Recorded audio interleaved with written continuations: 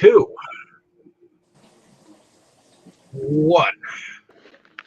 Hello, ladies and gentlemen, and welcome back to another exciting film journey here on Delusions of Grandeur. I am one of your hosts, but today we are going to be going on into a new month, November, and Tammy has brought to the table a classic. Why don't you tell us about which film you've subjected us to this week, Tammy? The Ghost and Mr. Chicken. Ghost and Mr. Chicken. That's what I said. You said Ghost of. No, I didn't. I must admit, I was a little disappointed to realize there was no actual chicken in the movie after all. Yes, there was. Don Knotts. He was plenty chicken.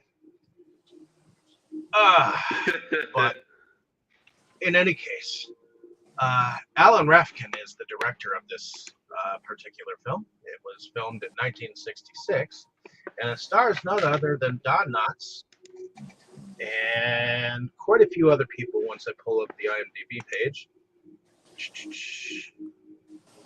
Here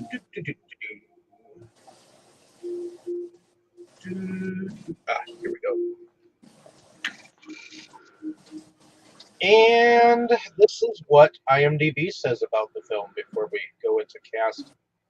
A timid typesetter hasn't a ghost of a chance of becoming a reporter until he decides to solve a murder mystery and ends up spending a fright-filled night in a haunted house. And it's written by James Fritzell, Everett Greenbaum, and Andy Griffith is actually on the roster of writers. That's interesting. I didn't know that. And of course, Don Knotts stars in this, like I said, Joan Staley and Liam Redmond, among some others. Let's see. Dick Sargent, which, if I remember correctly, he played on Bewitched at one point in time. Yeah. As one of the Darrens. Later on, Skip Homier, Rita Shaw, Lorene Tuttle, Philip Aubert, Harry Hickox, Charles Lane, Jesslyn Fax, Nydia Westman, George Chandler, Robert Cornthwaite, Jim Begg, Sandra Gold, James Milholland, Cliff Norton, and many others. So, going around with first impressions here. Horace, was this a first-time watch for you? Yes, it was my first time, and I must admit this movie was much more amusing than I expected. I thought since it's a quite old movie, I thought the humor in it might not be my cup of tea, but I ended up having more good laughs with it than expected.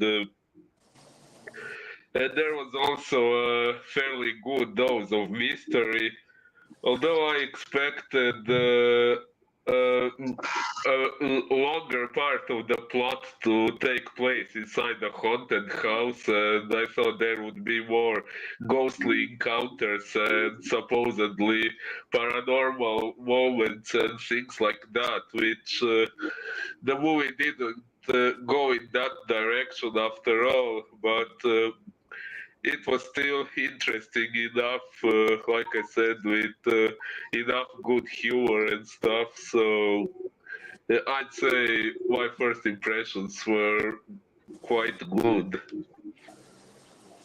Okay. Heading over to you, Tammy. Was this a first-time watch for you? Oh, no, definitely not. I don't remember the first time I watched it, though, so, but, I do like Don Knotts. He is always amusing, you know. Um, just his awkwardness and his facial expressions and everything. He is just very amusing, you know, and Well, definitely. as they called it, he's a very keyed up person. I guess that's one way of putting it. But yeah, I mean, even when I used to watch Three's Company, even on that, he would get his wound up, Well, that's when he was older, but yeah, but he was Andy Griffith's sidekick for cop many, in the Andy Griffith Show for yep, many years. and even in the commercials for Andy Griffith, you see him, just in the commercials, you can see that he gets all wound up. And It seems Boris, like, this is not the first time that you have actually seen Don Knotts, at least with me. His last Oh, role, really? yep, his last role was in Pleasantville. Oh, interesting. That You movie remember was, that movie? yes, yes. Not only do I remember it, but a few days ago it was mentioned by someone else in a conversation with. There was my friend and I and some men from a town we recently visited, and someone mentioned that movie. I forgot in what exact context, but this is quite an interesting coincidence now. Yeah, he played the guy who ended up giving the kids the TV remote that kind of turned their television into a adventure. If you remember from the movie, he was the old guy, and then he it tried, and then he came to take it back, and they were like, no, we want. Some of us actually want to stay back and behind. Yeah. So but anyways, yes, I found the movie very amusing, you know, because Don Knotts and it, you know, I liked the mystery that was in it a bit, and and then he ended up having a little bit of romance. So yeah,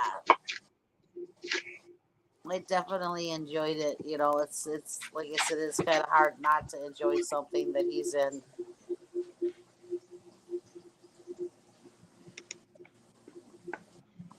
So I mean, I've seen definitely more movies that he's been in than this one.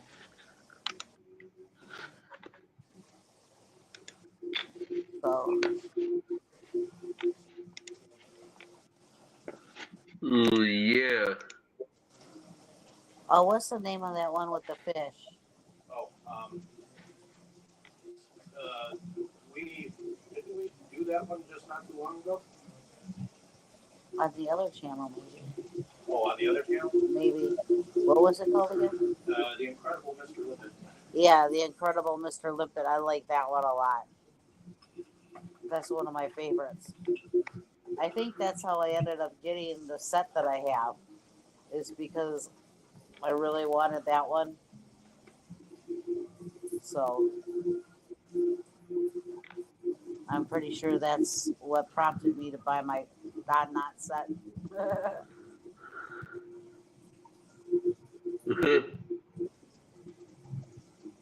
Have you seen that one, Boris? Incredible Mr. Limpet. Yeah. Oh, let's see.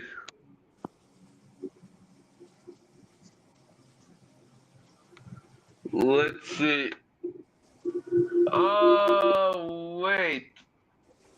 Oh wait, I think we actually did that one, if I remember correctly.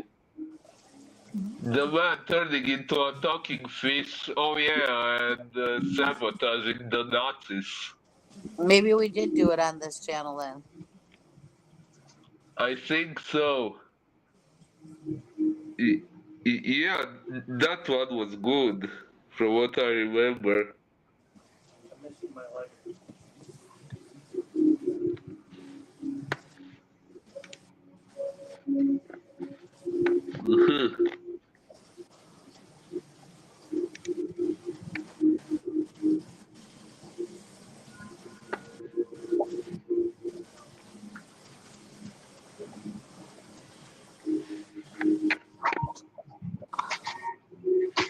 In any case, I know I myself,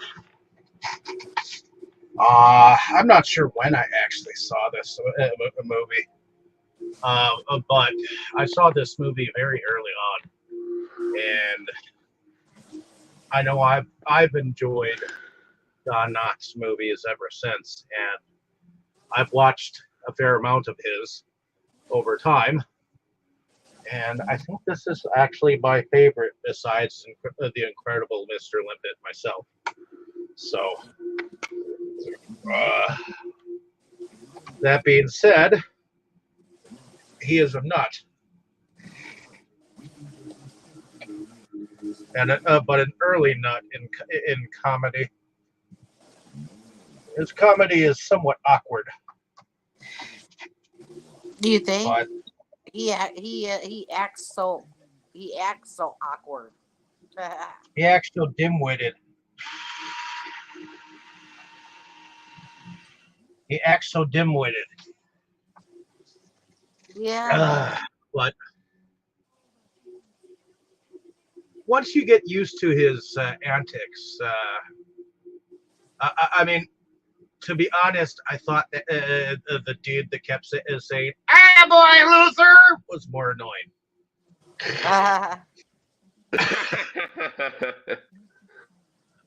He kept saying it to each and every person. I was like, whoever that heckler is, and that is what a heckler is. That is the definition of someone who heckles. You At know, least, it's not the same, him and Jerry Lewis, but like Jerry Lewis he had his antics and his way and his way of just being totally weird and everything. And Don Knotts, which made him funny, and Don Knotts is kind I of the got same used to thing. Don Knotts more than I did Jerry Lewis. But it's, you know what I mean? They both have their own style and everything, but that makes them amusing is what I was getting at. You know. So Yeah, Yeah. but I enjoy it, and it's a good romp into to the haunted house uh, aspect of things, where it ends up being more of a murder mystery than a haunting, and it's kind of cool how it ends.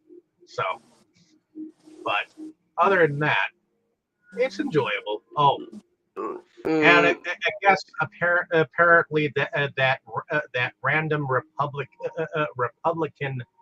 uh,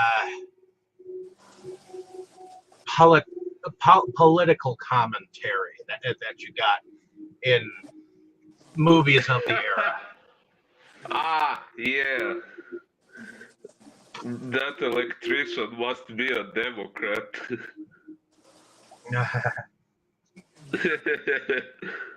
Yeah, it was a stab at the Democratic Party, at least in this one. So I'm not sure exactly if that would have boiled over well in this day and age, but they certainly were able to get away with a lot back then. uh, on one hand, I'm against mixing politics in movies that have nothing to do with politics.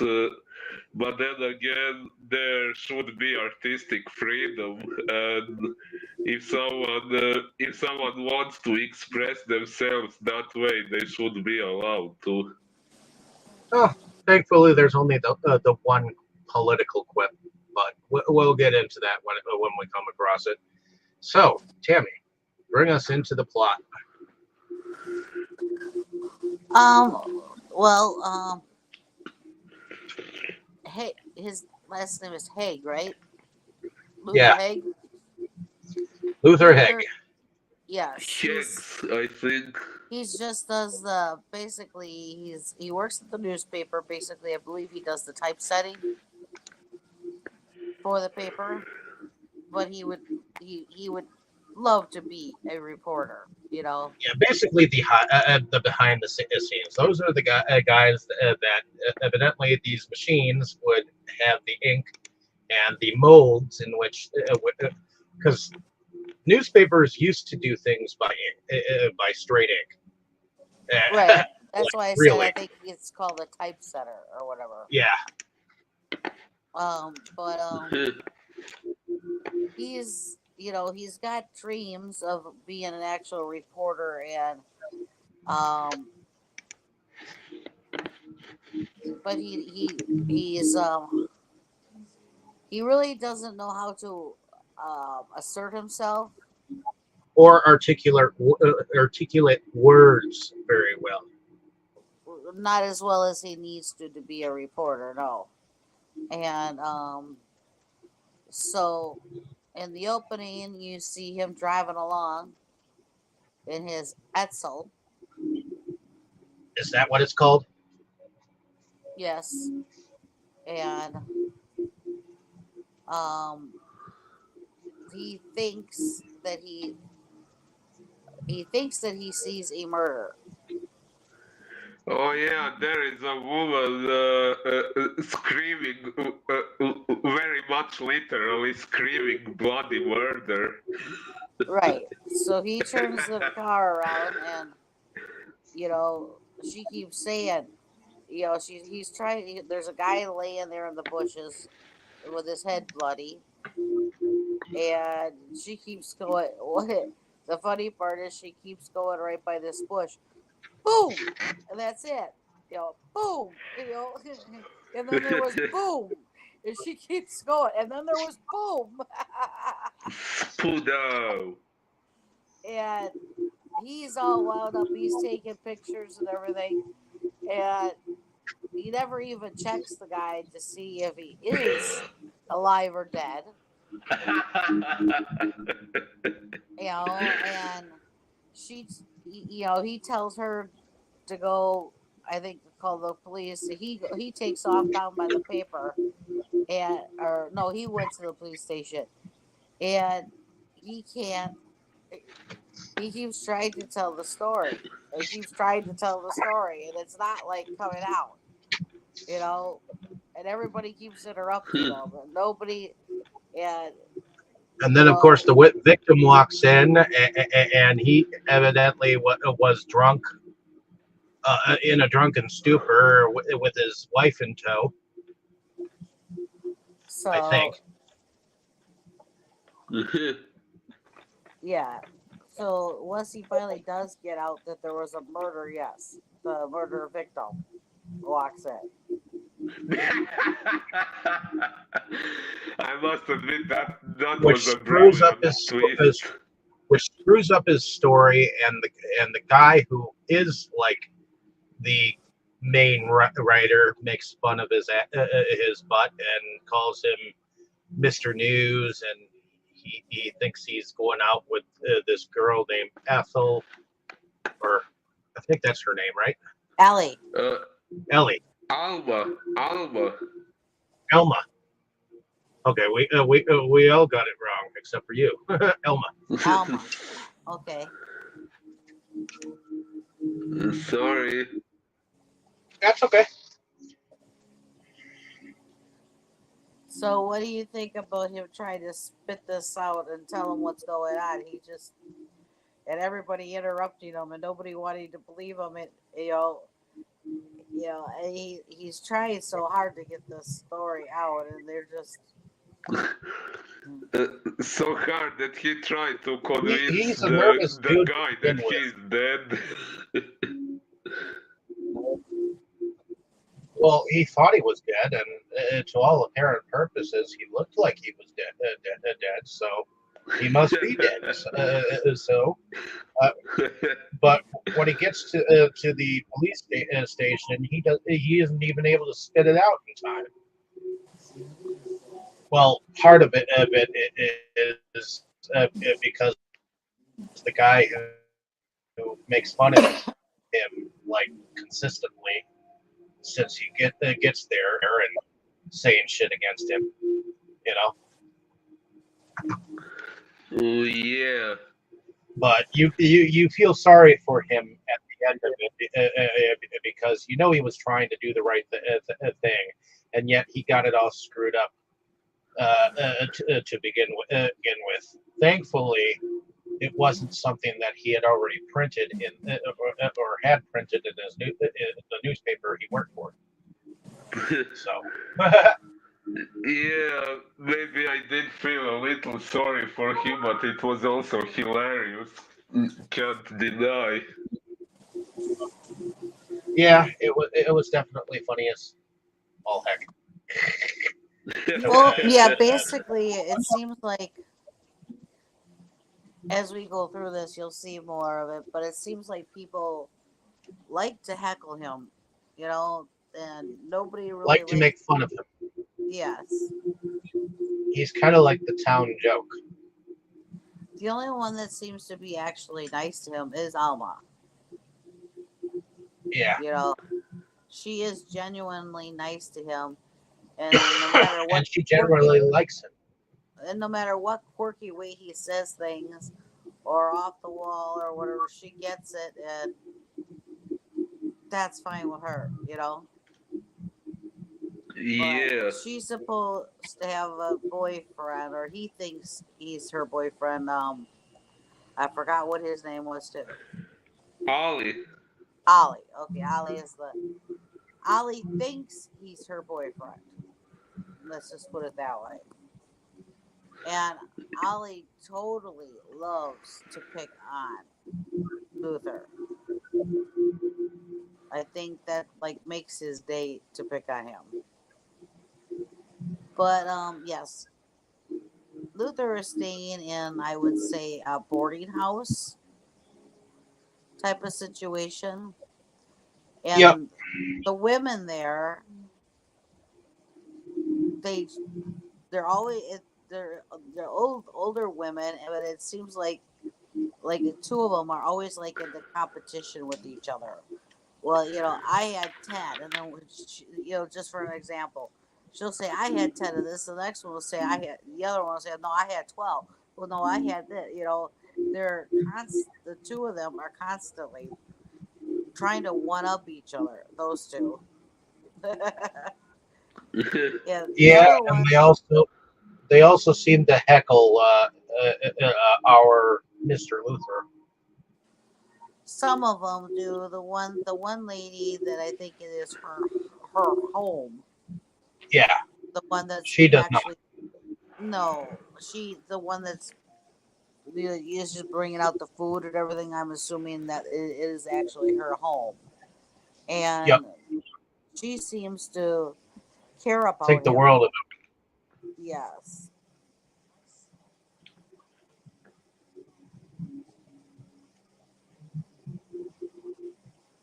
him. So, So, um, anyways, later he's downstairs, and I believe the gentleman that's downstairs with him either helps is a do janitor. this, or I don't think he's just the janitor. He seems to know a lot about the stuff. Okay, he's a custodian then. And he gets it in his head about, well, wouldn't it be cool since that house has got this house that everybody thinks is haunted? Wouldn't it be cool if somebody would spend the night in it and let everybody know if it really is haunted? You know. Oh yeah. Mhm. So he doesn't talk to the janitor guy. Doesn't talk to Luther too much about it. He's just dropping hints. You know that wouldn't it be cool? Wouldn't it be cool? So um,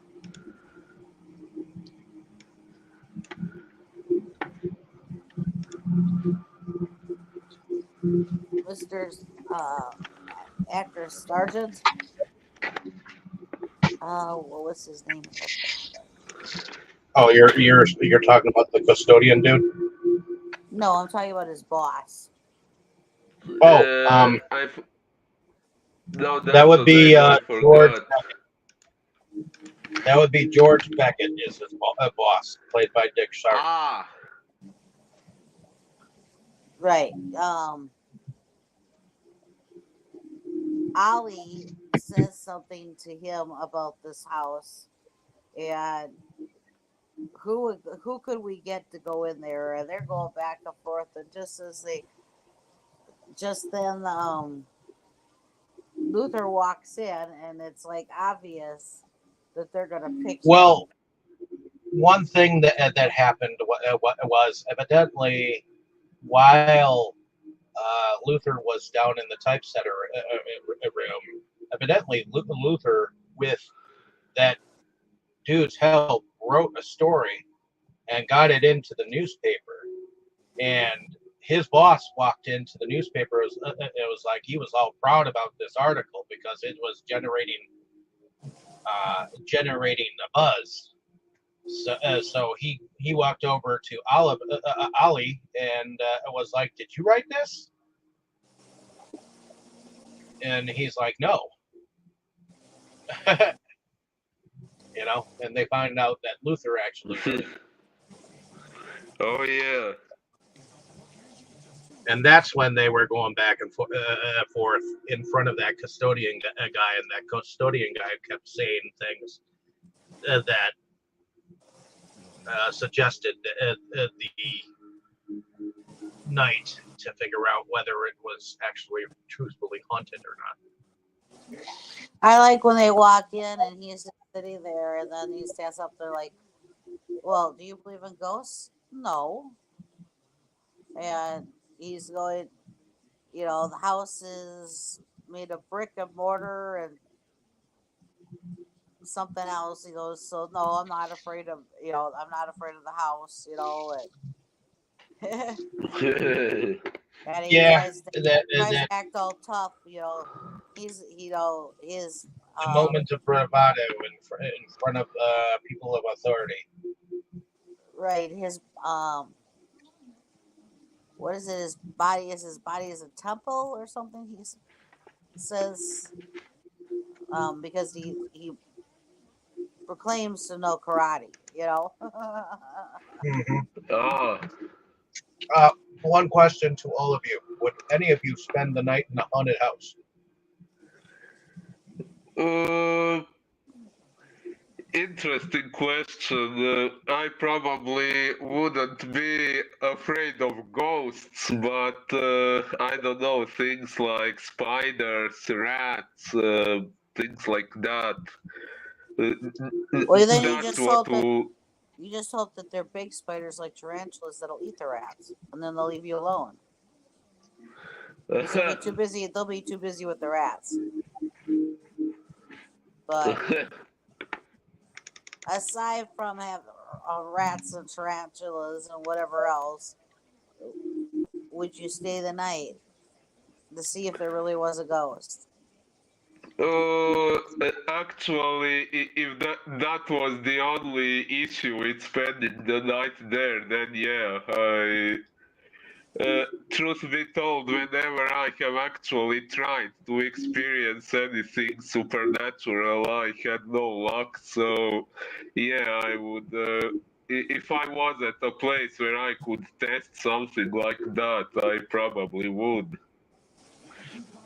Yeah, they kind of leave it a mystery too, you know, about things.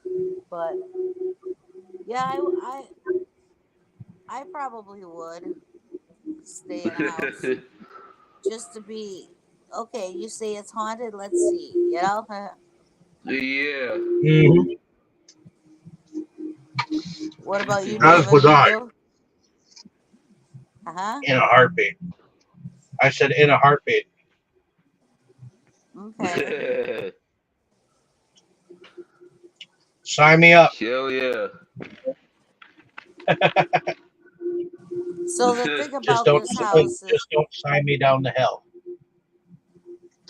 supposedly the owner killed his wife and then went upstairs to the tower and started playing his organ. And the next thing they knew, he flew out the window and fell to his death. So he uh, supposedly stabbed his wife, but for his demise, he fell out the window. yeah, that part of the story reminded me a lot of the horror movie The Grudge, which, funnily enough, didn't even exist at the time when this movie was made.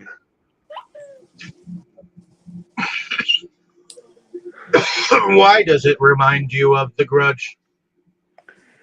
Because in The Grudge we also have a haunted house with a backstory where a man murdered his wife in a fit of jealousy and killed the child too and the family's cat. And then in some versions of the movie, he killed himself. In some versions, he got killed by the ghost of his wife. But yeah, he died too.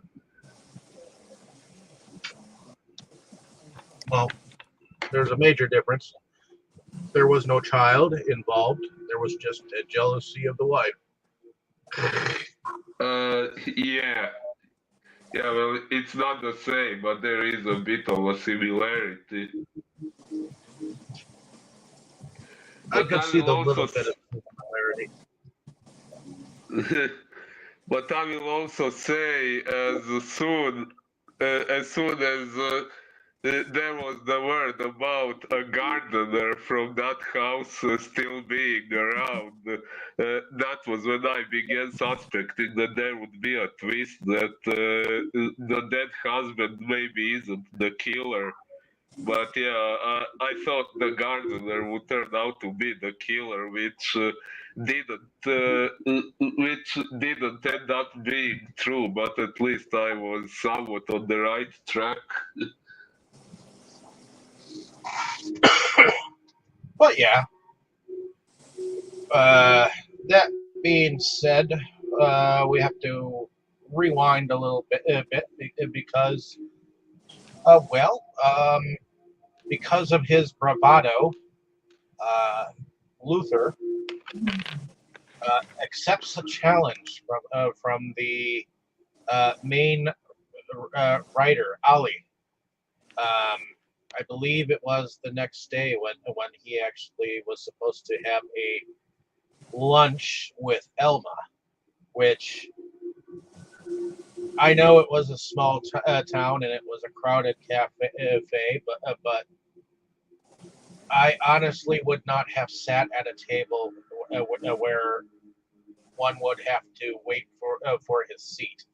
You know, I would have waited, but she did not. And there was another fella who was finishing his meal, and he had to stand, and that I thought that was a little bit cruel. You know, of Elma, even though I know she said that was the only way that she probably could have gotten the table inside the cafe because of Yeah, how crowded it was. I still think it was a little, I don't know. Yeah, like even though Elma is the only one that treats him, uh, differently than the others, she made Luther feel like he was left out by doing that. Yeah, Do you he know def- what I'm saying? Yes. I mean, she didn't have to do it that way. That's what I was thinking.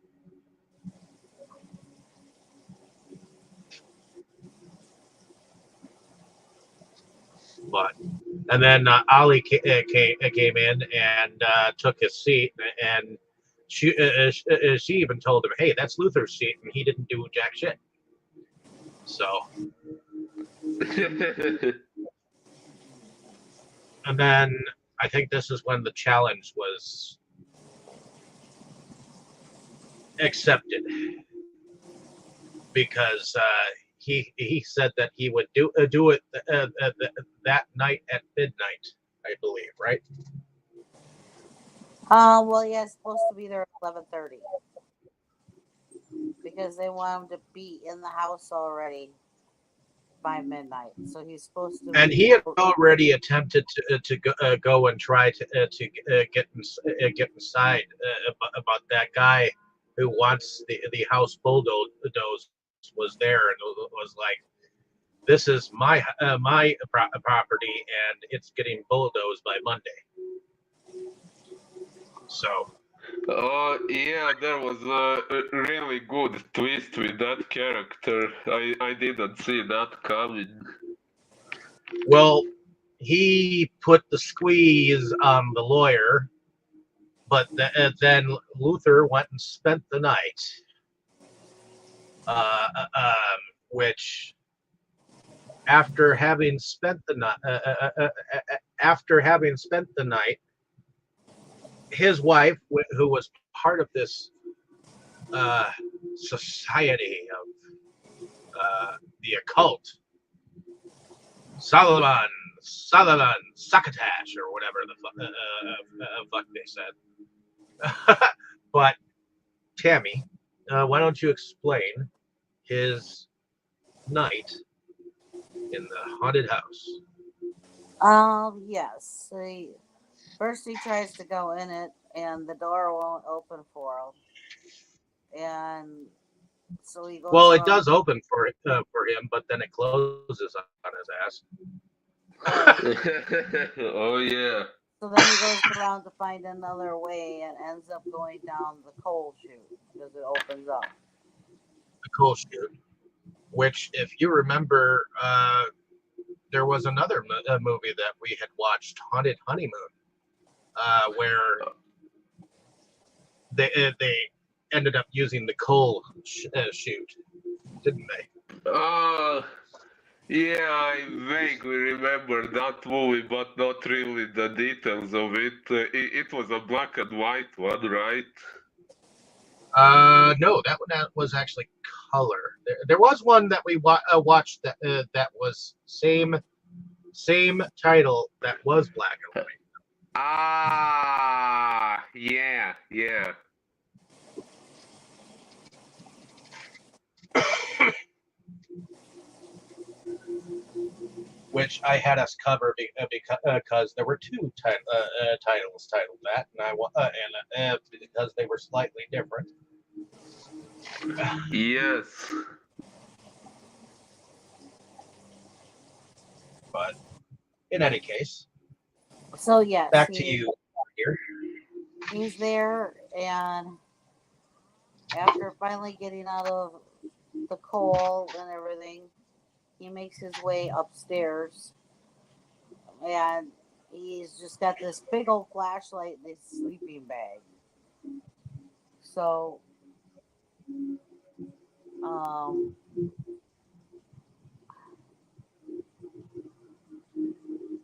I forgot what set him off.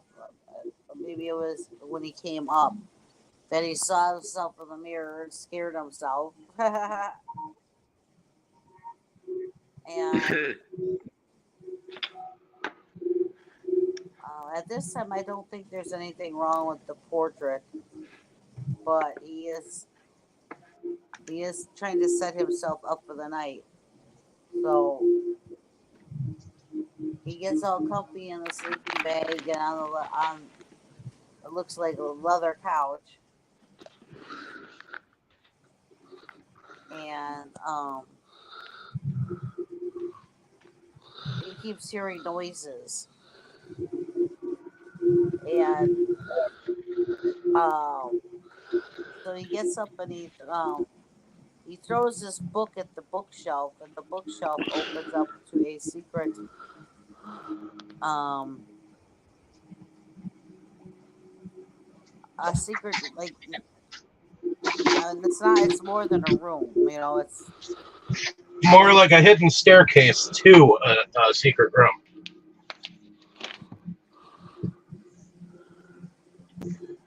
Correct? yeah, something like that. So he does follow it, which takes him up to the organ where these little ladies, because they're in this society club. Like, I forgot what the name of it is, but it's supposed to. They believe in ghosts and the paranormal and everything, you know. Well, So this is before that, but he goes up the staircase, and at exactly the stroke of midnight, the organ began to play on its own, Oh yeah. and uh, there was blood still on the keys. which one of those ladies from that little club had said that they tried cleaning it off with Bonami, because that was a very popular cleanser at the time, and they still couldn't get the blood off the keys. Yeah.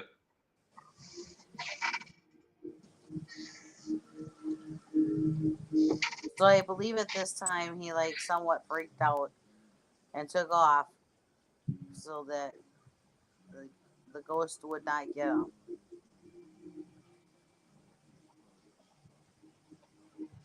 Correct.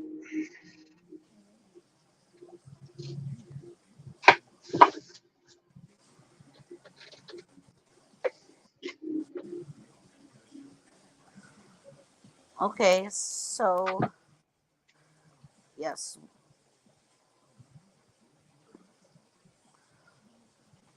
All and right. So you need some help with this part.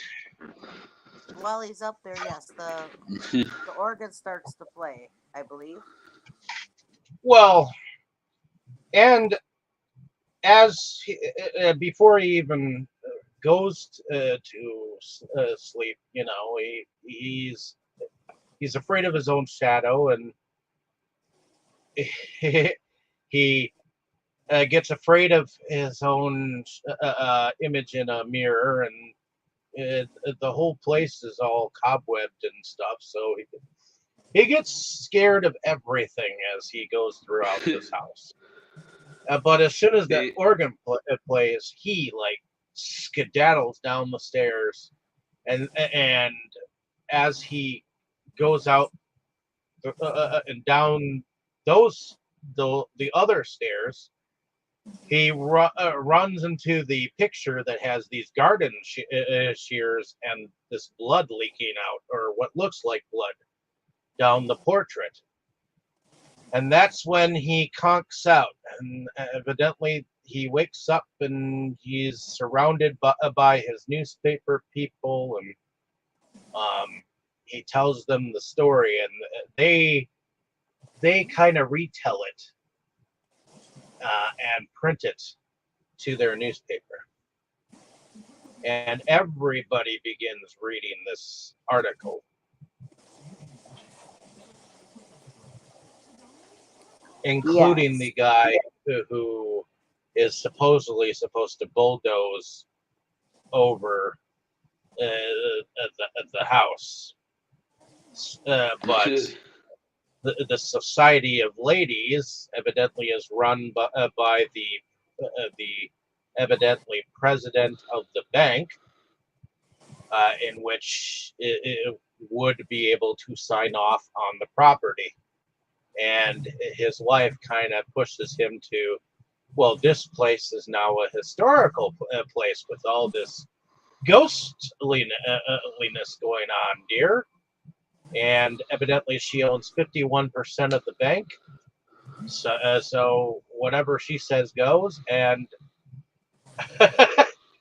it kind of puts a stopper on him trying to get that property bulldozed.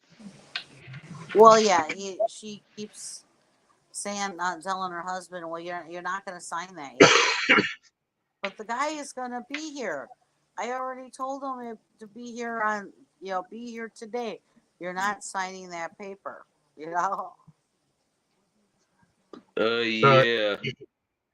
he's kind of in a rub, and then of course, when he tells him about his wife and everything, he was pretty angry about that. So he decides that he's going to sue Luther, Stupid move. which Luther and his editor uh, evidently go and talk to Dude and his lawyer, which I'm gonna figure out what the name of the guy is, anyways. The lawyer or the Nicholas Simmons, yeah, played he by Philip Ober. kind of shot himself in the foot with that lawsuit. Yeah, sort of, kind of, especially when you know someone was trying to prove that.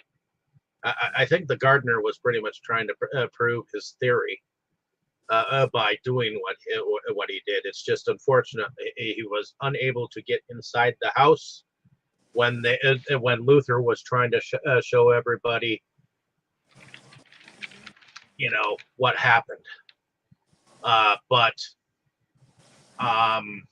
let's rewind a bit because they do move forward with the lawsuit, but I do like this moment where the editor actually backs Luther, and I like the fact that he kind of backs him, because then at least someone believes in him. Indeed.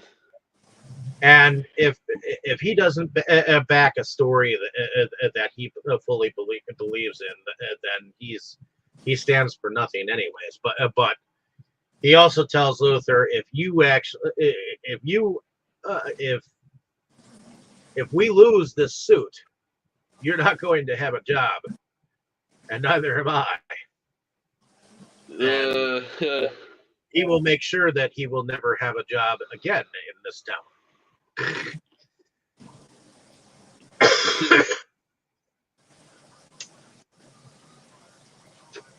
But we do have a trial of sorts, and I guess the first witness was his third grade teacher. And what did y'all think about his third grade teacher? She was funny. Maybe not she so much, but the stuff she was saying about Luther. Yes, he ate his sandwiches. He didn't eat the crust of the bread of his sandwiches. Well, lots of people cut it off, but he didn't cut it off. He ate from the inside out. Yeah. What was another story? I thought there was Can't remember. something about him turning something into an antenna that that spoke to someone from Mars. He pretended something was helping him speak to someone on Mars, I think. Yeah, and I think there was a third story that she told, but I can't rightly place my finger on it. But the stories that she told were basically whopper. And I guess he wore shoes that were slightly big, and he was always keyed up, so to speak. And he said the only reason why my shoes were too big is because I was wearing my brother's shoes. Yep. But he Yeah. took offense, and then I guess the ladies of the occult were making noise in the courtroom, and the judge was like, "Who the hell are these people?" And Luther's like, "Well, they're Solomon, whatever, you know." But Indeed. it's like they, oh, when they finally went to the house. Oh, they did. There was a witness that the other side brought, which evidently he had actually heard the organ music play at 3 consecutive times. But then, of course, um, the lawyer then asked the question, "Okay, what else are you a part of?" "Well, I'm a part of the town of Rachel UFO something or other." "And where do you hold your meetings?" "We hold our meetings on Mars."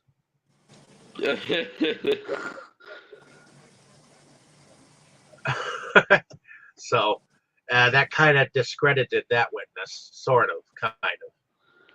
But then the judge made the judgment of, okay, well, the only way that we can prove that Luther uh, did in fact spend the night and all these things happened is to go to the house at 11:30 tonight. So they all showed up at 11:30. That occult ladies thing, they were a little bit funny because they went and touched him and they claimed they felt a vibe, and all the ladies acted like they were having an orgasm because they felt the vibrations of Luther. Yeah. And Tammy, did you want to take it from here? Okay, so I believe we're at the courtroom, right? No, we're actually in front of the house still. In front of the house after the courtroom scene. Okay, so the jurors are gonna go in it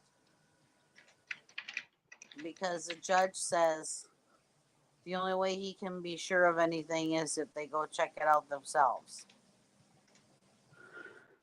Yeah.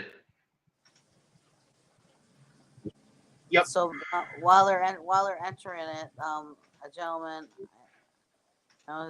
becomes detached from the rest of the group, and they tell him that he can't go in, which I believe that's the janitor, Gardner, the ex the Gardner, gardener. the custodian dude, right? Yeah, but he works now. He works Yes. at the paper, right? Yep. Yeah, kind of, sort of. He's kind of like a jack of all trades kind of guy. But they won't let him in. But yet they let Alma in with him. Yep. So the first thing everybody notices is that the portrait, there's nothing wrong with it. They're asking him where's the cutting shears, where's the blood, and he's like, I don't think that's the same portrait. I think that's a different And portrait. it doesn't look like the original portrait that was in there either. You know, it looks like a different portrait Actually, true.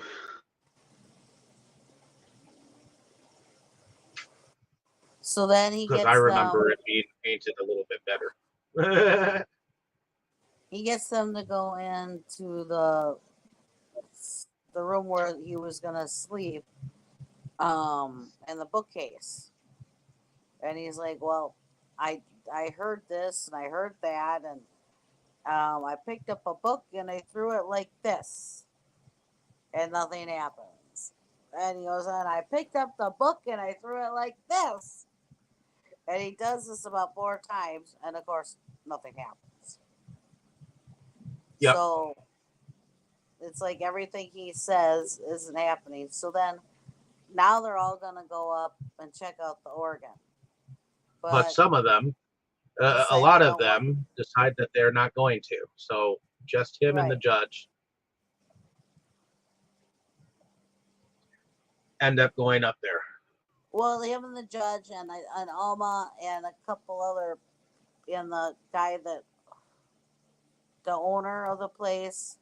It's basically most of the women and the jurors stay behind. It's just the few that go up there. Yep. And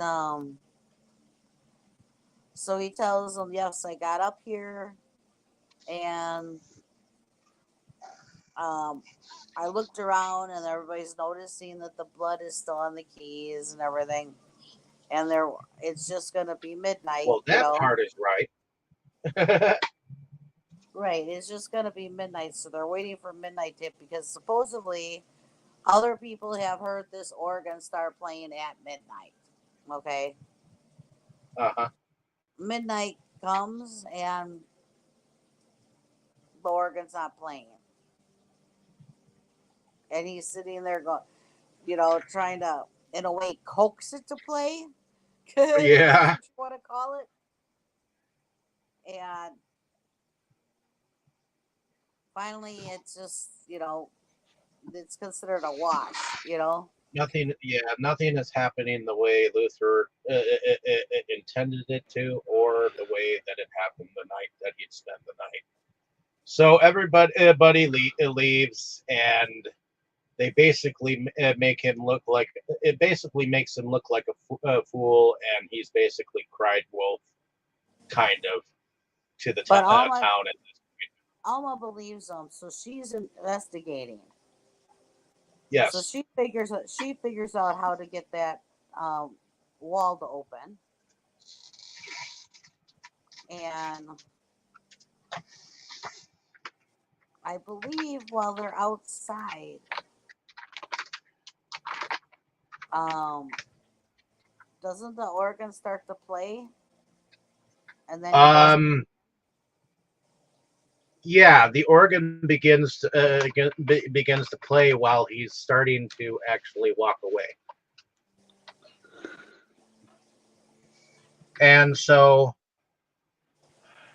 he then looks around. Evidently, they've all left, and he goes back inside. He finds the gardener, or the ex-gardener, in there playing the organ, and he basically explains, "Well, yeah, I was there during the night you were here, and I was trying to basically he's telling him he was there to prove a point and I prove his must admit, theory that how the owner was actually in fact murdered by this relative, the Simmons dude. I must admit that part actually somewhat confused me because the gardener was implying that Nicholas was trying to pin the murder on him, yet the gardener was never charged with murder or anything. It somehow ended up the apparent killer ended up being the husband, like it was murder suicide, yet the gardener claimed that he was supposed to be framed for it. How? "Well, Well, yeah, that's what it's been thought of all along, is that it was murder suicide." You know, well, yeah, and that's one of the things that the gardener probably was trying to figure out, because he didn't think it was murder suicide. He thought it was straight out murder, and because things pointed in his direction, and at the time it was still an unsolved case, because it couldn't be proven that the gardener was the one who did it, or whatnot, and it couldn't be proven that the other guy did it as either. And he was trying to prove all this time, 20 years later, that that it was an entirely different story.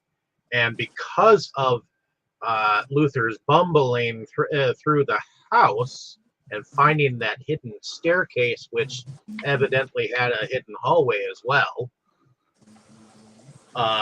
is why he was able to deduce exactly how the murders in fact happened. And because Yeah, he but figured it out, that Simmons character came and tried to, you know, hurt Elma. And at that point in time, that's why he told Luther to go around and back of him. And, he used his whole body as a weapon. yeah, but the part that confused me is that apparently, according to the story, Simmons was trying to frame the gardener for murder. Yet the gardener Well, was never yeah, charged with at the time anything. of the original murder-suicide thing, I think he was trying to frame it on him. And they couldn't, he couldn't pin it on him because there was no evidence that led to that. Ah,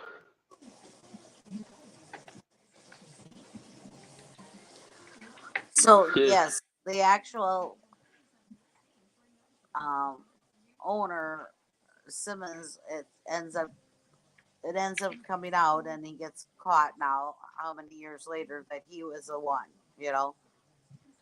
Well, yeah, and I yeah. believe that he wasn't the husband. He was in fact the remember the original owner of the house and his wife actually died, Correct. and this was a distant relative, or at It was least a a son, nephew, I think. I think a nephew or something. a nephew. I'm assuming that this nephew wanted this property to begin with, and he just found some way to off them both. But I do believe that the husband was in fact jealous of the wife, and the wife might have been having an affair. I don't know entirely. All I know is that the wife was very beautiful, and that portrait that had the garden shears, I believe that was the portrait of the wife. So, but yeah, at the end of everything, Luther does really use his entire body as a weapon, which he's he's always somewhat showed these karate chop moves that he claims to have. Yes, his body is a weapon. Yes, he has trained his body to be a weapon. Mhm. And I guess at the end of everything, he does ultimately marry Elma. And the perpetrator, Mr. Simmons, is carted away, and the judge that was at his trial is the one that marries them too. And when everything is said and done, and the I do's, and he does end up kissing Elma as they are beginning to walk out of the church. What begins to play? The organ.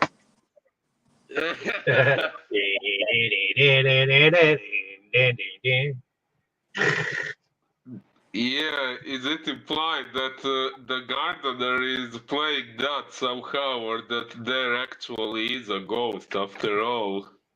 Correct. Which I do tend to lean more towards the supernatural in that angle. Ah, because the gardener was in fact in the standing there with the rest of them, looking towards the organ. True. But I always felt like the music felt similar to like the Munsters type music for this particular film. I don't know about you. What, the background music? You mean? Yeah, the background music. Yeah, it's kind of amusing. Yes. Hmm. I'm gonna see actually who actually does the music. Vic Mizzy does the music for this. Oh, and not surprised, I guess. Um, they were a composer for the Addams Family TV series. Oh, cool. So that's why I got the impression that.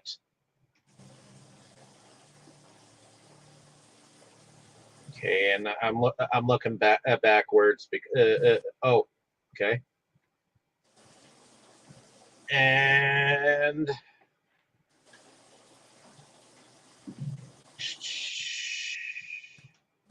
okay, so yeah, they were a composer for 64 episodes of the Addams Family. I thought it was like Munsters but I guess that's in the vicinity, and I guess they whoever that was the composer of the Green Acres show music. So they were definitely of that poignant time of television. True. And they did work with one of my favorite directors, and they did work behind composing some of the other Don Knotts films that I believe were with Universal. There were Reluctant Astronaut, The Sickest Gun in the West, and The Love God, which are the three other films on your Don Knotts collection, my dear. And that's what I thought. He composed with William Castle in a movie that I do not have yet of William Castle, called The Spirit is Willing, which I would like to eventually check out. But since I did this out of order, let's go into production. And Boris, what did you think about the production of this movie? Did you like it? Oh, yes, I think, okay, well, it's not like it required too much special effects. Okay, maybe the organ playing apparently on its own, that maybe did take a little bit of effort to put together back then when we didn't have CGI and stuff like that. Yeah, I thought it was Otherwise, cool that you could actually have a hidden staircase that opened up to something cool. You know, seemed like there yeah. was a lot more to the house while he was going through it too. Indeed, but yeah, otherwise we didn't really need too much special effects since this is not really a supernatural story after all. It's more like a Scooby-Doo kind of mystery. Kind of, sort of. Yeah, okay, except for the very ending, the wedding scene. So yeah, I'd say for what the plot required, it was quite well done.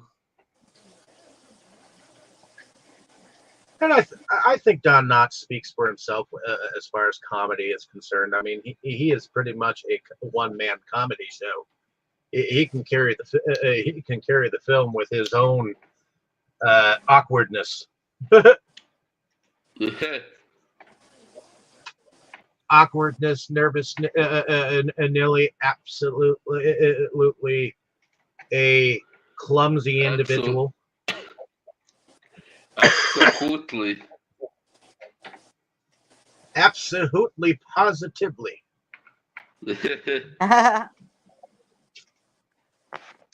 So, in any case, Tammy, what did you think of the production overall? I thought it was good. I mean, like I said, I like movies back when there wasn't, you know, CGI and stuff like that, when they had to use their imagination to make things happen, and everything.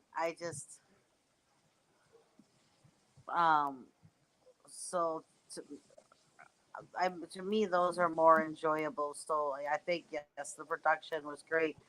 Don Knotts he's Don Knotts. So Yeah. he's definitely a joy to watch. Oh yeah, and I thought that this production was pretty cool. I thought that they made the haunted house look like a relatively interesting haunted house. I mean, it had all the cobwebs and the things that go bump in the night. Oh At yeah, least during. the house interior was really cool. Oh yeah, um, especially when it got to the organ. I thought the organ room was definitely cool. Um, and the guy has actually said that I guess in a room below is an actual like um, room where you can actually uh, make the organ play the music from another room. So I thought that was kind of cool. Um, I mean, organs themselves are interesting pieces of music equipment. To have an organ inside a house, it had to have pipes inside the walls for it to make the music. So uh, that to me was cool. And anything that plays automatically is unique. Indeed. And the way they made the blood specks on the organ look authentic, I thought that was a unique thing. So, other than that, um, I do think that there. I do think that the people in this town should have given Luther a little bit more um, Respect. generosity and respect than they did. It seemed like they had a lot of people who looked down their noses at people they didn't understand, especially that editor guy. That guy was just mean. Um, A dipstick. yeah, a dipstick indeed. But anyways, let's go into favorite scenes and our favorite characters. Starting with you, Tammy, since this was your movie. Well, Don Knotts, of course, was my favorite character. Um, wow, favorite scenes. Oh boy,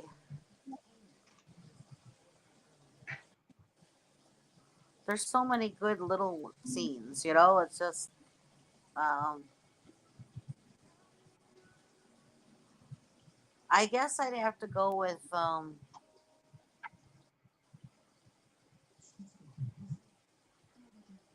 I guess I have to go with the beginning because he's just so wound up about that he thinks that he saw a murder, and that he's, you know, and he's trying to tell him so hard, and nobody's listening, and everybody's interrupting him, and he goes, "I'm trying to tell you," and it's what, and he keeps trying and trying. Yeah. So yeah, I think I'd have to go with the if I have to pick, I'd have to go with like the beginning. So Okay. What about you, Boris? Actually, funnily enough, I think my favorite scene would also have to be the beginning because that scene with the screaming woman was just hilarious. Like, it made me think of that phrase, screaming bloody murder. I thought this scene was funny because that woman was pretty much literally doing that. uh, and yeah, my favorite character probably Luther, but yeah, I did also like the screaming woman. So Okay. uh, And myself, I think I like the whole entire night that he spent in the haunted house. That whole scene, from the part that he went through the coal chute to the part where he just kind of conked out. Because well, actually, yeah, that really was a cool scene. Like I said, I initially expected a major part of the movie would be going that way. but Luther is my favorite character. Although Elma is a second because at least she goes and tries to figure out like what happened during the jury part. I think my two favorite scenes are, in fact, the night that he spent the night and the night that he tries to tell everybody, show everybody that shit really did happen the way that he said it did, and yet it didn't turn out that way. And then, of course, the reveal. So those are my favorites. Although the beginning is a very good scene, I have to admit that was pretty messed up. uh, but in any case, um, is there anything else that anybody wants to add?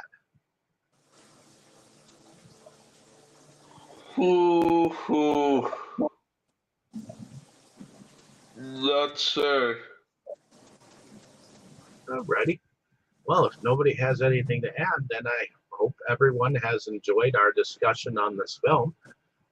Like and subscribe. Uh, Let us know down in the comments what you thought of the movie, what you thought of the discussion, and we'll definitely see you next time here on Delusions of Grandeur. I do believe it is my turn, and I think I will do the honors of saying what the next movie will be, since it is my turn.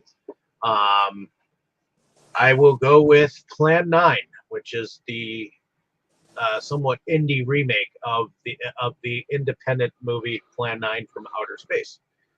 So, Ha! Plan 9, uh, which year is it from?